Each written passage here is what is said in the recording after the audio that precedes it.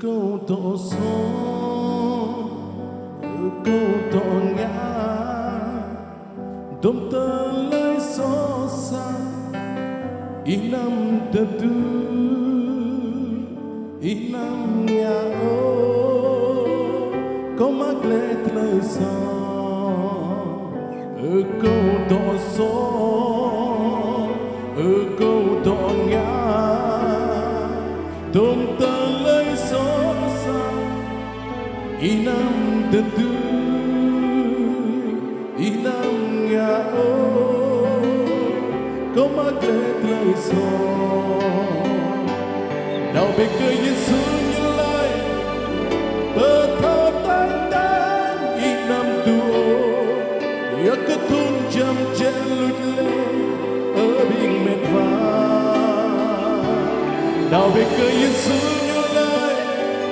bờ thao tan tan inam tuo ya cơ thun plan chen lụt lệ ở bình mệt vã nè mòn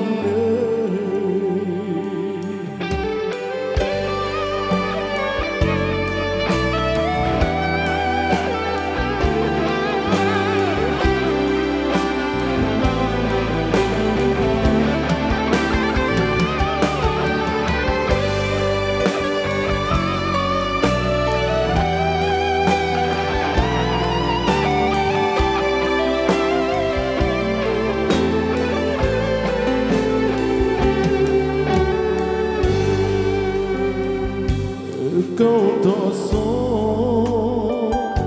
câu tổ ngã đom tơ lấy số xa inam tetu inam ngã ô